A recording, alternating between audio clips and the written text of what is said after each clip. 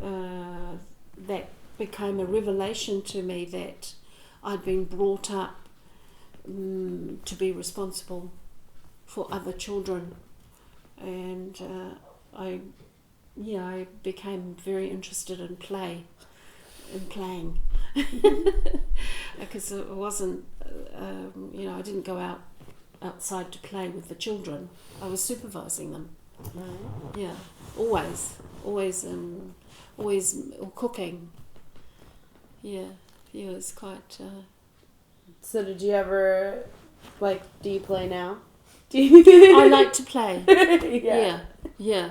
I really come out when I'm left to play.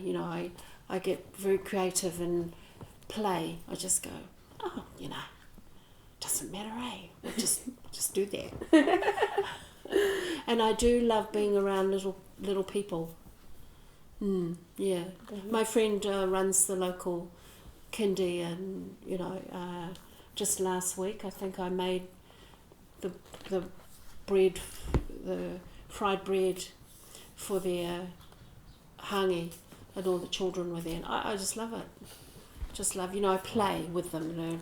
I'm aware but I just feel very playful. When do you think that started? When did you give yourself permission to be playful, start doing that? I was definitely an adult, well into my adulthood, and they call it you have a normal teenage life. I didn't have that. No, I had been very, well trained. It was like, oh, really? Is that what you do? Oh. It was like, okay, wow, that's amazing. How'd you get away with that? I was well into my adulthood, and I thought, gosh, I've missed a lot. I'm still very interested in that whole, playing, being playful. Yeah, I can switch. If I'm given the opportunity, I'll switch into play mode. Yeah. I love reading stories. I love reading children's stories. I love reading children's stories to adults. It's I'm known for it. People go, can you read us a story? Yep. Aww. I have a collection of stories that are for children. I said, by the way, this is a children's story for kids, for adults. Okay? Yeah. And that's one of my favourite things to do. Yeah. Did you have any kids of your own, I assume? Yes, I have four adult kids. Children. Yes. A little more manageable than 11, right? Yeah. Yes, 2 daughters and 2 sons. Yes. Is that when you started playing? Do you think that helped you, relax more, having your own kids?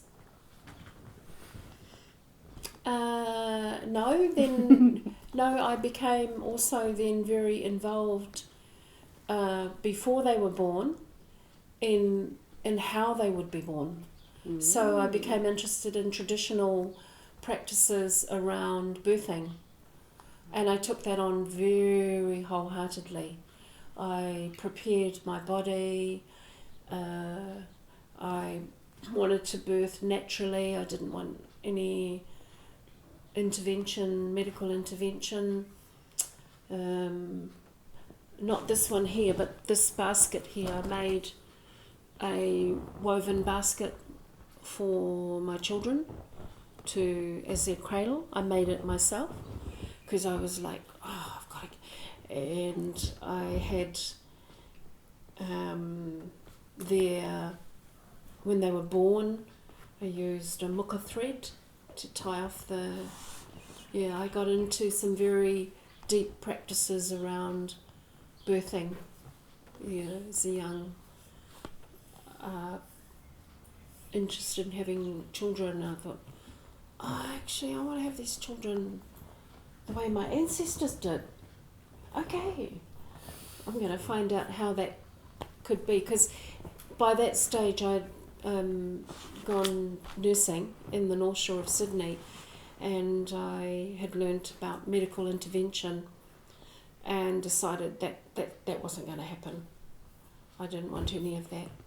So You had got like you were a nurse? yes, in my first career I was a nurse. I Okay. went to a vegetarian hospital on the North Shore of Sydney. The sanitarium, it was called the Sydney Adventist Hospital. It was a vegetarian hospital. How old were you when you did that? 18. So right after boarding school, right? Yeah, I came home from boarding school and suddenly I realised there was no room in the inn. There's a boys' room and a girls' room and mum and dad's room, and I said, oh, that's not going to work. I'm not staying here.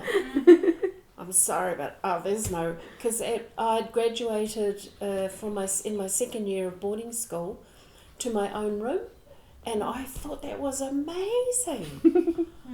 Own room, clothes could hang up and a desk to study at. I thought, study, how do you do that?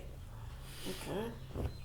So I learnt there how to study because I hadn't learnt that growing up. I was always busy with responsibilities with the whānau, but I passed whatever that my sixth form. I got into sixth form. I passed all my papers without study. What made you decide to go to nursing school? Like what? I was influenced by my friends who were at boarding school, and also I wanted to get away from my family again because there just was no room there in the home. I thought I just felt claustrophobic. I didn't express that to my mother, but I thought, where am I going to sleep? I've come home with my bags. Because growing up we slept what you call top and tail. Okay. So one at one end of the bed and one at the other. Okay. Top and tail. Yeah. So, it's probably unheard of now, but that's... I think we call that head to toe now. There you go. Yeah, so I have a deep appreciation So for having your own room. So it was nursing because that's what some of your friends had gone on to do, was... Yeah, I probably wasn't destined to be a nurse for the rest of my life, but it probably was a good stepping stone into herbal medicine, and because it was, vegetarianism is a whole field, when you're at boarding school, to help pay for my fees. Like I was in the kitchen and I'd see big trays of walnuts and I'm going, what are these? Like trays, and I'm going, what are you going to do with these? Little did I know they were going to be made into, I would be making them into some sort of savoury.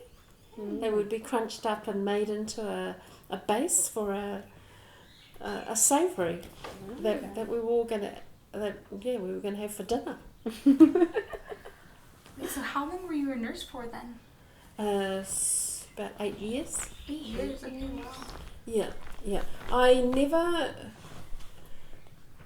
found it to be my path, mainly because I found the administration of medications very difficult to rationalise. I hadn't come from somewhere in my psyche. It felt very wrong. That a tiny little pill, the whole pharmacology of it was like, you're telling me that these pills are going to solve that problem? No. So I never quite took it on board fully as giving out medication that it would be the solution. It didn't sit very well with me, and I saw more problems also from giving administration of that type of thing. So how did you transition from that to being a like herbal based healer? Oh, so I'd also had a lot of lessons as I was growing up. My mother